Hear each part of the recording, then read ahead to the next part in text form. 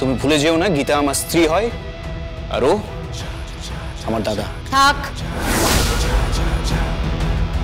সম্পর্কগুলো তোমার দাদা গুলিয়ে ফেলেছে, আমাকে বলো না।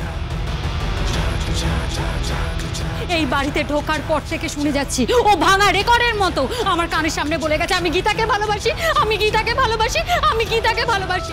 আর এটা সবাই জানে, সবাই।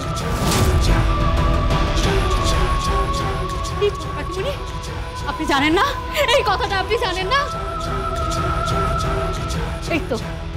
এই তো মেজো কাকিমুনি, আপনিও চলে এসেছেন।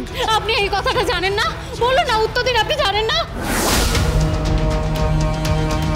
কি ইলিন, চুপ করে দাঁড়িয়ে আছো কেন? বলো, উত্তর দাও। তোমরা জানো না? জানি গিনি বৌদি, জানি, কিন্তু তার সলিউশন এটা হতে পারে না। এটা হতে পারে না গিনি বৌদি। ও ঠিক করেছে। হ্যাঁ, আর কোনো সলিউশন নেই। এটা তো ক্লিয়ার যে সাত্বিক ওকে অ্যাকসেপ্ট করেনি। ও কেন থাকবে এখানে? কেন পড়ে থাকবে? কিসের আশায় পড়ে থাকবে বলতো?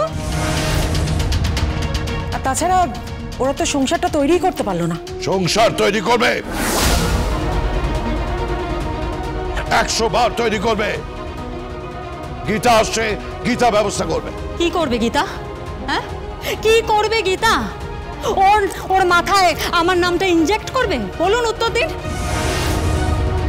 বাবা, আপনি যদি ওর মস্তিষ্কের খবরটা নেন না, তাহলে দেখবেন ওখানে একটাই নাম খোদাই করা আছে, সেটা হচ্ছে গীতা।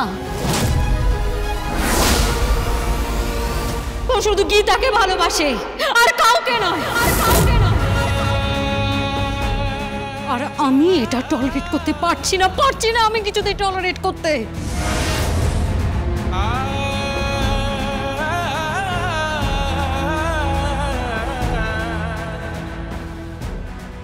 আমি আপনাকে 24 ঘন্টা সময় দিলাম, তার মধ্যে এই পেপারটা সাইন করে দেবেন। আর তা না হলে আমি কিন্তু আইনের দ্বারস্থ হতে বাধ্য হব।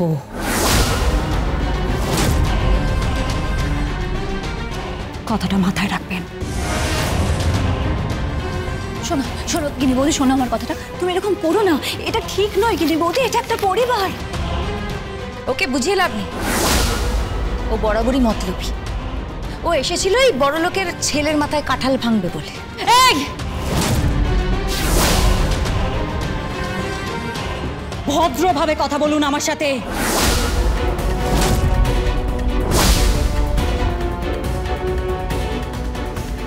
অনেক সহ্য করেছি আমি, কিন্তু আর না।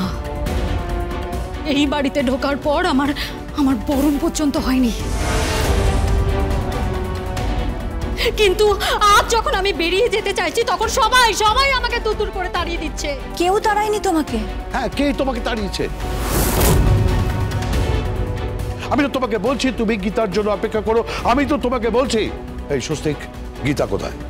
গীতা একটা কাজে আছে, আমি তোমাকে সব বলছি। গীতা LLB সোম থেকে রবি প্রতিদিন সন্ধ্যে 6:30টায় স্টার জলসায় ও ডিজনি প্লাস হটস্টারে।